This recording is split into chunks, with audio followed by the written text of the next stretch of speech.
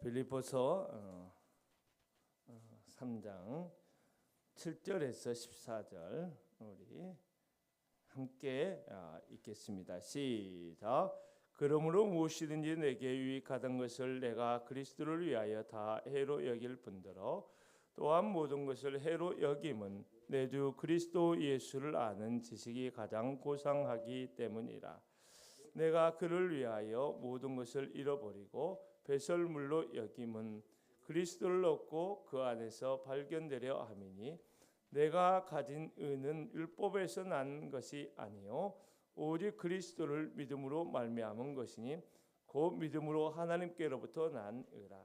내가 그리스도와 그 부활의 권능과 그 고난에 참여함을 알고자 하여 그의 죽으심을 본받아 어떻게 해서든지 죽은 자 가운데서 부활에 이르려 하노니 내가 이미 얻었다 함도 아니요 온전히 이루었다 함도 아니라 오직 내가 그리스도 예수께 잡힌 바 된 그것을 잡으려고 달려가노라.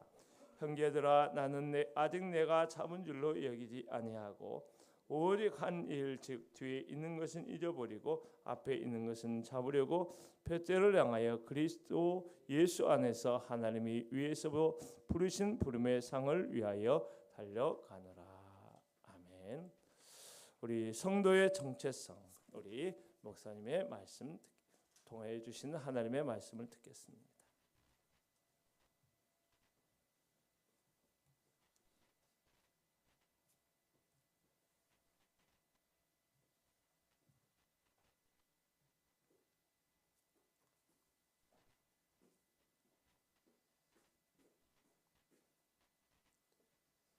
네, 오늘 복된 주일 하나님 앞에 예배하는 거룩한 백성 위에 하나님의 은혜가 충만하기를 소망합니다. 바울은 골로새 교회나 빌립보 교회나 하나님의 종으로서 그 교회가 그 지역에서 왕성해지도록 받는 편지를 성령께서 기록하게 하셨죠. 오늘 이 빌립보서에 있는 말씀도 동일한 성령의 음성입니다. 빌립보서를 기록한 정황은 정확한 장소는 사도 바울이 밝히고 있지 않지만 아마도 로마에서 본 서신을 기록하지 않았나 하고 학자들이 추측합니다. 그런데 분명한 사실은 빌립보서를 쭉 읽어나가면 사도 바울이 자신이 매임을 당했다라는 표현이 있습니다. 그러므로 로마의 감옥이나 자택에서 구금 생활을 하는 중에 본서가 기록되었다라고 생각할 수 있습니다. 오늘 본문도 대단히 중요한 말씀이지만 빌립보서 2장에 보면 그리스도의 겸손에 관한 매우 중요한 신학적 메시지가 담겨 있습니다. 성도는 그리스도의 겸손을 목적 삼아 이 세상을 살아가는 하나님의 거룩한 자들입니다. 그리스도의 겸손을 배울 때 아버지 하나님이 주신 그리스도의 영광을 우리도 동일하게 누릴 수 있기 때문입니다. 그래서 2장 5절에 보면 너희 안에 이 마음을 품으라. 우리 안에 이 마음을 품기를 하나님이 원하세요. 그것은 바로 곧 그리스도의 마음이다라고 사도 바울이 기록하고 있습니다. 성도가 그리스도 예수의 마음을 품을 때 정말로 놀라운 역사가 우리를 통해서 하나님의 은혜로 하나님의 영광으로 나타나는 것을 볼 수 있습니다. 어떤 이는 십자가를 보고 그 참혹함에 압도되어 그 수치와 그리고 절망을 고백하지만 어떤 이는 십자가를 보고 그리스도의 영광을 배웁니다. 오늘 우리 무리 가운데에서도 오늘 말씀을 통해서 십자가를 바라볼 때 그리스도의 영광과 그리고 그리스도의 겸손을 배우시기를 소망합니다. 바울은 그러한 위대한 고백을 기록하고 나서 3장에서 그리스도의 영광에 동참하기 위해서 필요한 저와 여러분의 정체성, 즉 성도의 정체성이 무엇인가를 기록합니다. 나의 정체성, 그러면 쉽게 말씀드리면 내가 누구인가라는 것이죠. 그러므로 성도의 정체성은 성도가 과연 어떤 마음을 가지고 신앙생활하며 그리고 세상에서 어떠한 마음을 가지고 살아가야 하는지 그것을 말하고 있는 것입니다. 이 말씀은 바울을 통해 주시는 성령의 말씀입니다. 바울은 성령의 은혜로 하나님의 말씀을 기록하고 있어요. 성경의 모든 말씀이 그러하듯이 오늘 본문 빌립보서 3장 7절에서 14절의 말씀도 성령이 저와 여러분에게 주시는 말씀인 줄로 믿습니다. 당시 빌립보 지역의 교회는 유대주의라고도 하고 율법주의라고도 하죠. 율법주의자들이 복음의 본질을 위협하는 그러한 세력이 있었습니다. 바울 당시도 회심하기 전, 즉 다메섹 도상에서 부활하신 예수 그리스도를 만나기 전에는 사도 바울도 역시 유대주의자였고 율법주의자였습니다. 3장 전반부에 보면 그들을 조심하라 하고 사도 바울이 권면하고 있는데요. 3절에 보시면 그런 말씀이 있어요. 성도의 기쁨은 그리스도 안에서 성령으로 봉사하며 그리스도 예수로 자랑하고 육체를 신뢰하지 않는 것이 바로 할례파다, 참 할례파다라는 뜻입니다. 사람이 자신을 자랑하는 것은 어쩌면 당연한 일일 수 있어요. 나에게 자랑할 거리가 더 많으면 많을수록 사람에게 자랑을 합니다. 어째 자신뿐이겠습니까? 자기 가족이나 또 자식이나 배우자에 대해서도 그렇게 할 수 있죠. 하지만 오늘은 성경은 그렇게 말씀하지 않습니다. 바로 우리의 육체를 신뢰하지 마라 라는 말씀이에요. 율법을 강조하는 유대인들은 몸의 표식인 할례를 자랑했어요. 내가 이래봬도 몸에 표식인 할례가 있기 때문에 아브라함의 후손이기 때문에 하나님의 선민이다라는 것을 자랑했습니다. 이것이 육체를 신뢰하는 것이 아니면 무엇이겠어요? 그러나 성경은 이미 구약 말씀과 신약 말씀에 육체의 할례는 중요한 것이 아니라 우리 마음의 할례를 하라라고 하나님께서 그렇게 말씀하셨어요. 구약 성경 보면 신명기 10장 16절에도 그렇게 말씀하셨고 예레미야 4장 4절에도 그런 말씀이 있습니다. 또 신약 성경에 보면 로마서 2장 29절과 골로새서 2장 11절에 그런 말씀이 있는데요. 로마서 2장 우리 29절을 한번 찾아보겠습니다.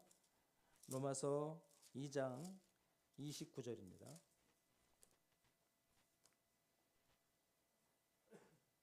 페이지 수는 신약 성경 242쪽이 되겠습니다. 로마서 2장 29절에 있는 말씀입니다. 로마서 2장 29절 우리 다 같이 찾으셨으면 한 목소리로 읽겠습니다. 시작. 오직 이면적 유대인이 유대인이며 할례는 마음에 할지니 영에 있고 율법 조문에 있지 아니한 것이라. 그 칭찬이 사람에게서 아니요 다만 하나님에게서니라. 아멘. 이외에도 많은 성경에서 할례는 육체하는 것이 아니다. 우리의 마음에 할례를 하는 것이다.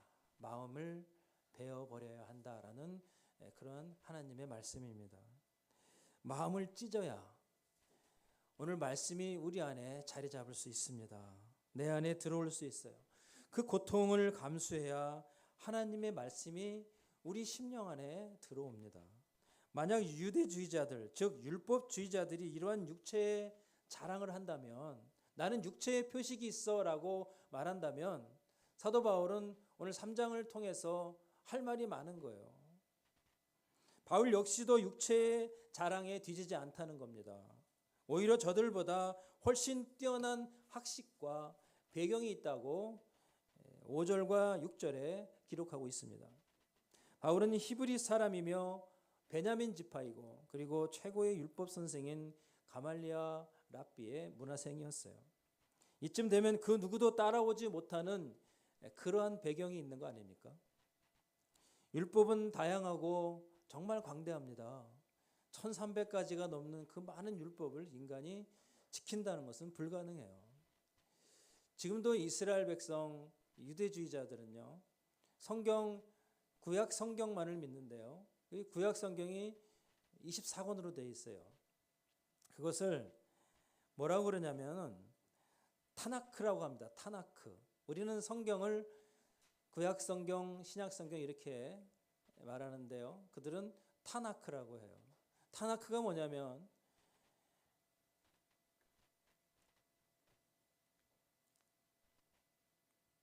율법서와 그 다음에 예언서와 성문서 이렇게 세 개를 합쳐서 그 첫 자를 따서 타나크 이렇게 부릅니다. 그러니까 토라라는 거 여러분도 아시죠?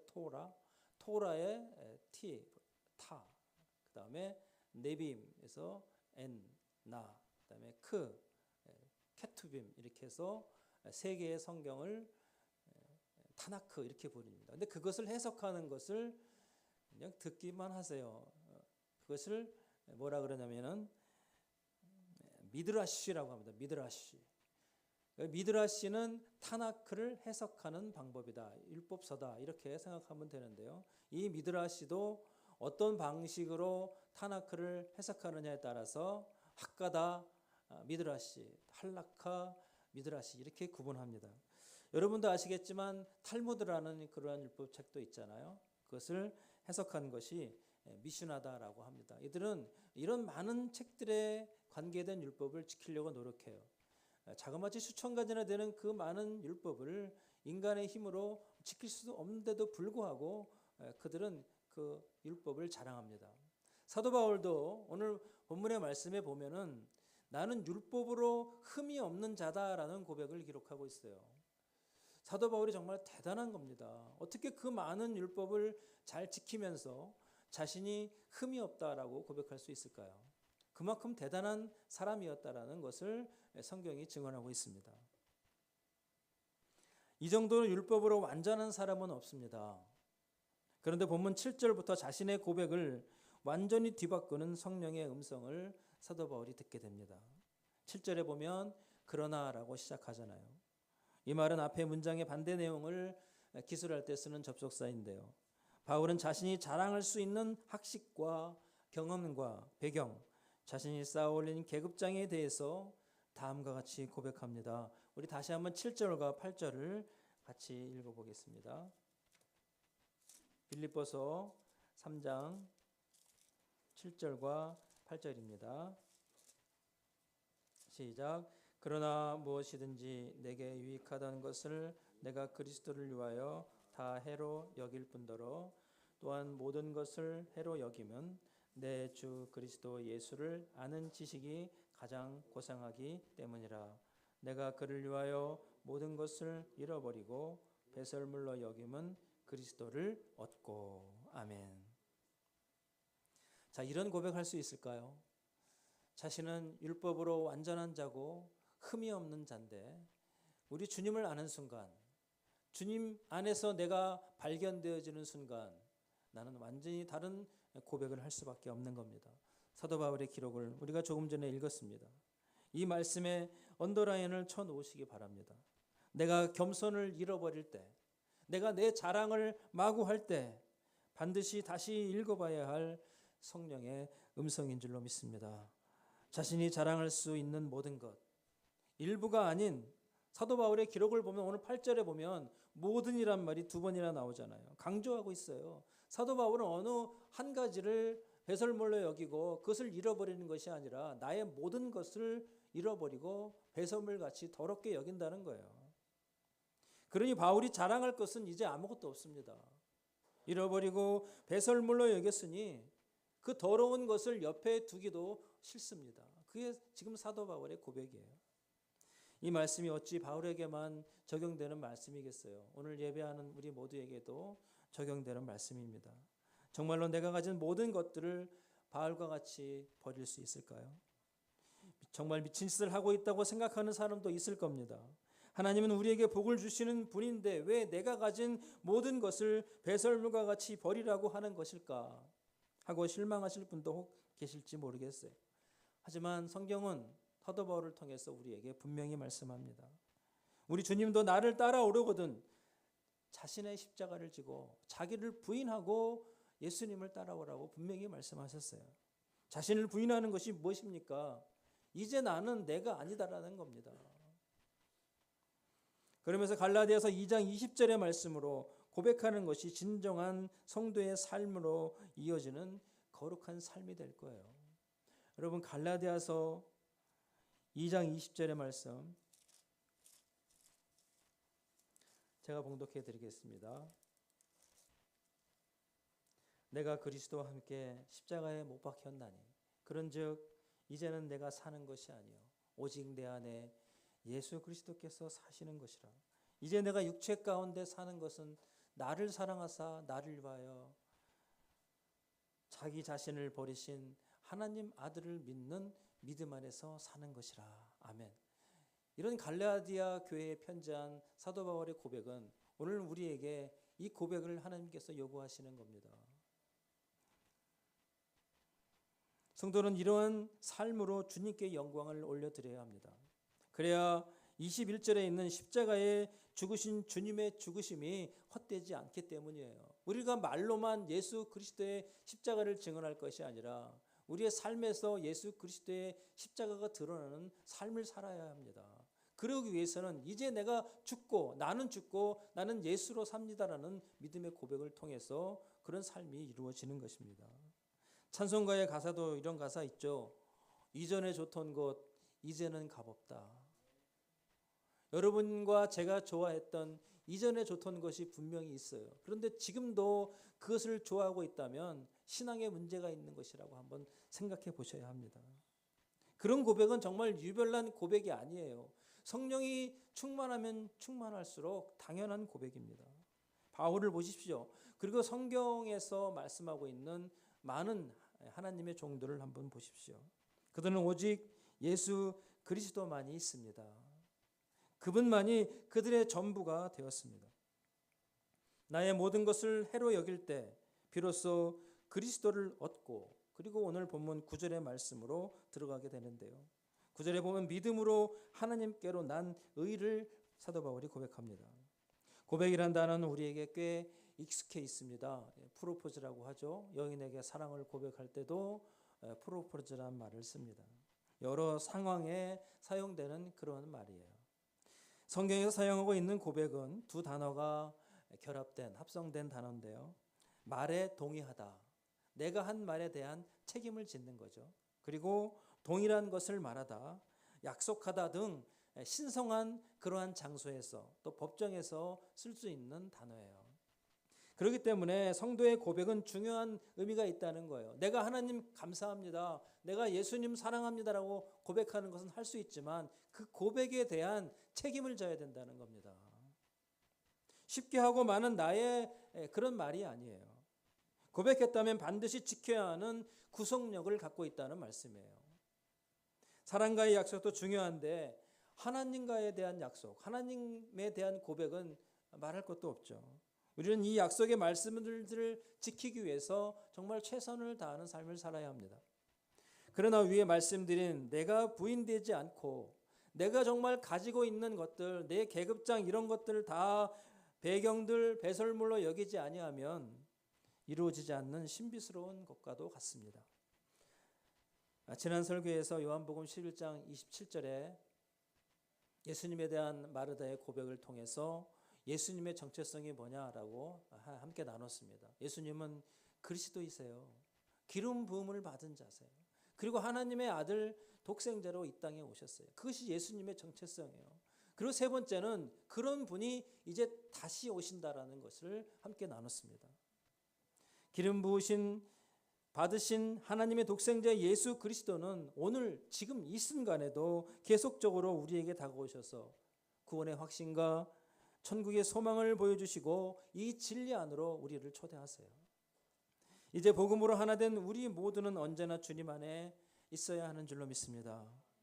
주님 안에 있을 때 나의 자랑이 주님의 자랑이 돼요. 그리고 주님 안에 있을 때 주님의 겸손이 저와 여러분의 겸손이 되는 줄로 믿습니다.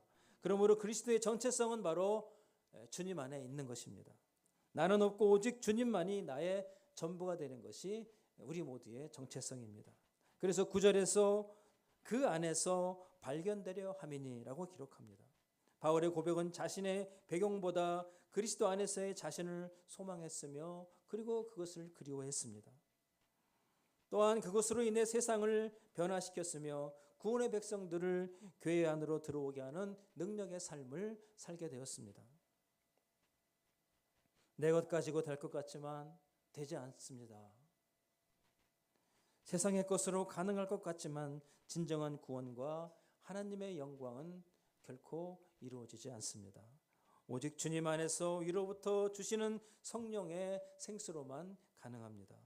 곧 그리스도를 믿음으로 하나님께로부터 난 의를 깨달을 때 하나님의 뜻을 깨닫게 되는 놀라운 하늘의 축복을 저와 여러분에게 주시는 줄로 믿습니다. 이 의는 율법으로 되는 것이 아닙니다. 율법을 아무리 지키려고 노력해도 지키는 가운데 그 율법으로 인하여 오는 의가 결코 아닙니다. 이 믿음은 하나님께로부터 오는 것이며 나에게 들어온 의도 하나님으로부터 들어온 의이기 때문입니다. 죄인된 우리에게 의로운 자로 부름을 받은 것은 하나님의 무한한 사랑의 근거입니다. 그것 때문에 지불된 것이 바로 예수 그리스도의 생명이기 때문이에요. 주님의 정체성을 깊이 묵상한다면 정말 그리스도시요 그리고 하나님의 아들 독생자 예수 그리스도로 이 땅에 다시 오시는 분의 주님의 정체성을 믿는다면 오늘 성도의 정체성을 말씀하시는 그리스도 안으로 우리가 당연히 들어가야 되고 그 안에서 발견되는 것이 바로 저와 여러분의 정체성인 줄로 믿습니다. 나 같은 죄인이 어떻게 하나님 앞에 의인으로 설 수 있습니까? 세상은 다 나를 죄인이라 하고 그렇지만 하나님께서는 법정에 선 저와 여러분에게 너는 죄인이 아니다. 너는 의인이다라고 강하게 말씀해 주시는 거예요. 왜요? 우리를 덮고 있는 예수 그리스도의 보혈의 의가 있기 때문에 그런 겁니다. 저와 여러분이 잘나서가 아니라 우리를 덮고 있는 예수 그리스도의 의가 하나님 보시기에 충분하고 만족하시기 때문에 너는 죄인이 아니라 이제부터 의인자라는 것을 말씀해 주시고 있기 때문입니다. 나 같은 죄인이 정말 어떻게 주님 앞에 하나님 앞에 의인으로 설 수 있습니까? 여기에 천국의 열쇠를 주시고 하나님 나라의 유업을 얻을 수 있는 자격까지 주시니 얼마나 감사하고 그리고 도저히 믿을 수가 없는 것입니다. 그렇지만 하나님은 우리의 죄를 보는 것이 아니라고 했어요. 그 엄청난 죄값을 지불하기 위해 희생당하신 예수 그리스도의 보혈을 보시는 거예요. 이 말씀이 진리인 줄로 믿습니다. 진리는 세상에 많이 있는 것 같지만 우리 주님의 말씀을 나는 길이요 진리요 생명이니 나로 말미암아 하나님이 올 자가 나로 말미암지 않고는 하나님 앞에 올 자가 없다라고 말씀하셨고 성경에는 성령이 계신 곳에는 구원이 있다라고 분명히 선언하고 있습니다. 주님 안에서 참 진리를 깨닫고 하나님 나라의 권속으로 믿음의 삶을 살기 원하시는 성도님들은 이제 자신이 언제나 주님 안에 있다는 사실을 반드시 기억하셔야 합니다. 말을 할 때도 행동을 할 때도 세상에서나 교회에서나 봉사할 때 무슨 짓을 하고 또 무슨 행위를 할 때 다 주님 안에 있기 때문에 주님의 것으로만 해야 합니다. 얼마나 우리가 말 조심을 해야 합니까? 얼마나 우리가 행동 조심을 해야 돼요. 그러나 그 모든 행동과 말이 주님이 드러나야 된다는 사실이에요. 주님 안에 있는 자는 내가 드러나지 않습니다. 주님만이 드러나는 삶과 그리고 말과 행동을 해야 할 줄로 믿습니다. 주님 안에 참 진리를 깨닫고 하나님 나라의 권속으로 살기 원하십니까? 그렇다면 언제나 내가 주님 안에 있다는 고백을 날마다 고백하시기 바랍니다. 주님 안에 내가 발견되듯이 무엇을 주님 안에서 발견할 수 있습니까? 철저한 죄인임을 하나님께서 성령을 통하여 알게 해주세요. 내가 주님 안에 있으면 내가 날마다 죄를 고백하는 나는 죄인입니다라는 고백을 할 수밖에 없어요. 왜? 말씀을 열으면요 그 말씀이 나를 폭로하게 돼요. 너 죄가 이거다라고 분명히 하나님 말씀해 주세요. 그렇기 때문에 주님 안에서 발견되는 것은 내가 죄인이라는 것을 발견하게 돼요. 그리고 또 세상을 살아가는 이유를 가르쳐 주십니다. 너 아무개야 너는 주님 안에 있기 때문에 이런 마음으로 세상을 살아가야 돼라는 것을 성령께서 우리에게 인지시켜 주세요. 그리고 세 번째는 주님의 죽으심을 본받아 부활의 영광에 동참할 수 있는 은혜를 주신다는 거예요. 제가 말은 쉽게 하지만 이것이 우리의 힘과 능력으로 되는 겁니까? 결코 되는 것이 아니에요. 오직 성령의 능력으로만 가능한 줄로 믿습니다. 여기 한 가지를 더 추가하여 오늘 본문 말씀 중 12절에 있는 잡힌 바 된 그것에 대한 설명을 잠깐 드릴게요. 그리스도 안에서 나의 정체성이 발견되기 소망한다면 오늘 말씀 중에 가장 중요한 주님께서 나를 잡아 이끄시는 궁극적 목적을 알 수 있는데요. 그것이 바로 12절에 있는 잡힌 바 된 그것입니다. 나를 왜 잡아서 알 수 없는 그것을 주시려고 하는 것일까요? 이 말씀은 많은 시간을 두고 나눠야 하지만 오늘 설교의 결론적으로 몇 가지만 말씀드리겠습니다. 바울은 10절과 11절에 예수님의 십자가 죽으심과 부활에 대해서 기록하고 있고요. 이어 12절에 자신의 삶과 생명의 목적을 분명하게 제시하고 있습니다. 달려야 할 것을, 달려야 할 길을 주님으로부터 받았다는 것이죠. 이 질문의 답을 우리가 14절에서 찾을 수 있습니다. 14절을 함께 봉독하겠습니다. 빌립보서 3장 14절에 있는 말씀입니다. 321쪽입니다. 빌립보서 3장 14절 같이 읽겠습니다. 표대를 향하여 그리스도 예수 안에서 하나님이 위에서 부르신 부름의 상을 위하여 달려가노라. 아멘. 잡힌 바 된 그것이 무엇입니까? 바로 위에서 부르신 하나님이 저와 여러분을 부르신 부름의 상을 말씀하고 있는 겁니다. 부르신 부름의 상에 관한 말씀은 성경 곳곳에 많이 기록하고 있는데요. 히브리서 기자는 히브리서 3장 1절에 하나님으로부터 부르심을 받은 형제, 부르심을 받은 성도들은 예수님을 깊이 생각해야 된다라는 말씀이 있어요. 우리가 얼마나 깊이 예수님을 생각합니까? 여러분은 하루 중에 24시간 중에 예수님을 얼마나 생각하십니까? 예수님을 깊이 생각하면 할수록 그분 안에 들어있는 하늘의 지혜와 보화를 발견할 수 있습니다. 왜냐하면 그 아들 독생자 예수 그리스도 안에 하나님께서 천국의 모든 것을 다 주셨기 때문이에요. 성경에 그렇게 기록하고 있습니다. 사실 성도는 지금도, 저와 여러분은 지금도 하나님의 모든 것을 받은 자입니다. 왜 그렇죠? 우리를 구원하시기 위해서 독생자 예수 그리스도, 아니 하나님의 자신을 희생시켰기 때문이에요. 그래서 우리는 하나님의 모든 것을 받은 자다라고 감히 말할 수 있는 겁니다. 또 부름의 상을 베드로 사도는 영원한 영광이다라고 기록했어요. 여러분, 부름의 상이라는 것이 영원한 영광입니다.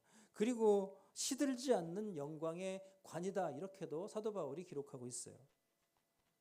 또 바울은 고린도전서 9장에서 이 영광의 관이 썩지 아니할 영광의 관이다. 세상 많은 사람들은 경주자가 되어서 막 달려가는데 그들이 1등을 해봐야 그들의 관은 썩을 관이고, 우리는 하나님의 영광의 관으로 세상 관과 같지 아니하고 썩지 않을 영광의 관을 부름의 상으로 하나님이 준비하고 계신다는 겁니다.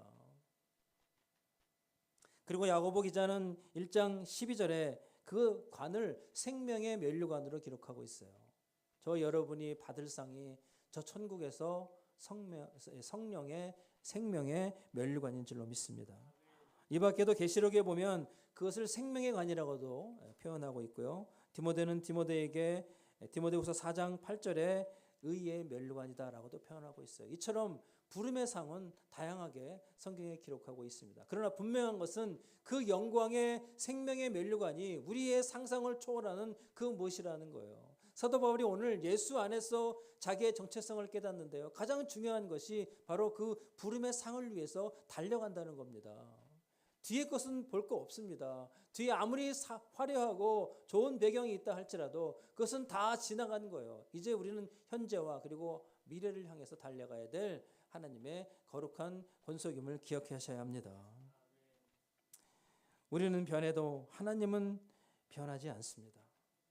이 약속의 말씀을 반드시 하나님께서 저와 여러분을 통해서 또 성한 교회를 통해서 이루어 가실 것입니다.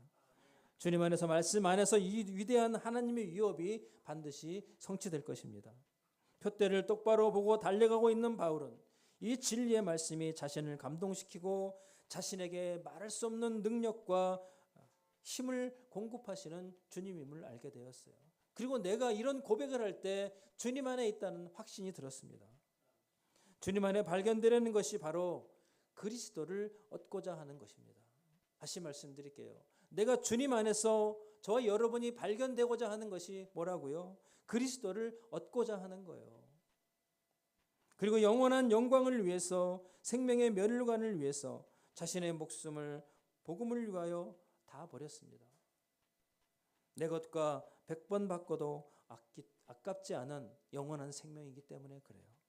의의 멸류관이기 때문에 그렇습니다. 시들지 않는 영광의 관이기 때문에 우리의 모든 것을 다 바꿔도 하나도 아깝지 않고 오히려 더 복되고 참되고 거룩하고 그리고 성결하고 또 복된 것입니다. 우리의 모두를 위한 성령의 음성인 줄로 믿습니다. 이 은혜가 그리고 이 축복이 오늘 함께 예배한 우리 모두에게 충만하시기를 주님의 이름으로 간절히 축원합니다. 기도하겠습니다. 사랑의 하나님 아버지, 참으로 주님은 그리스도시고 또 하나님의 아들로 이 땅에 다시 오실 분임을 믿습니다. 오늘 그것을 전제로 하여 우리의 정체성도 주님 안에서 발견되길 원합니다. 우리는 자꾸 뒤의 것을 소급하여 내가 과거에는 이 정도 했는데 지금은 내가 왜 이 모양이냐 하고 실망하고 좌절하지만 성경은 우리에게 말씀합니다. 뒤의 것은 잊어버리고 이제 현재와 앞을 향하여 달려가라. 너의 다름질이 하늘의 상을 위한 다름질이요 영원한 생명을 위한 다름질이요 썩지 아니하는 멸류관임을 말씀하고 있습니다. 오늘 이 말씀 가운데 우리 모두가 고백되기를 원합니다. 하나님 앞에 고백하며 그 말씀을 이루어 가실 하나님만 의지하기를 원합니다. 오늘 머릿속에 기도하는 우리 모두에게도 능력과 권세를 주셨사오니 이제 것은 지나갔으니 보라 새 것이 되었다는 믿음의 고백을 통하여 하나님께 영광을 드리는 복된 삶으로 변화될 수 있도록 축복하여 주시옵소서. 예수님 거룩하신 이름으로 기도하옵나이다. 아멘.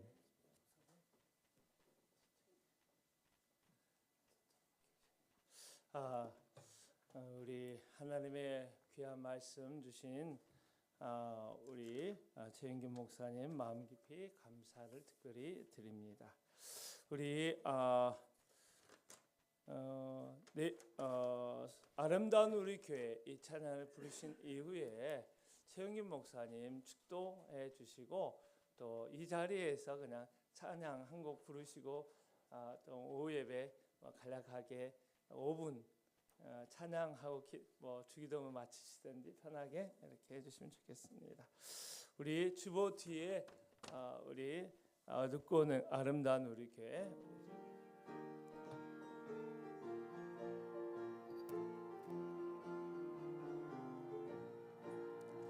어둡고 냉랭한 이 땅 위에 맑은 등불을 비추며 참된 진리를 가르친 아름다운 우리 교회요 하오라고 부르도다 모두 다같이 가보세 참된 진리를 가르치는 아름다운 우리 교회요 저 언덕 위에 아름다운 우리 교회가 서 있네 어린 내 시절 영나후던 사랑하는 우리 교회요 오 컴 나오라고 부르도다 모두 다같이 가보세 어린 내 시절 영나후다 사랑하는 우리 교회요 주일 아침에 교회에서 맑은 종소리 울리네 모두 주님께 돌아오라 속삭이던 멀 퍼지네 오 컴 나오라고 부르도다 모두 다같이 같이 가보세. 모두 주님께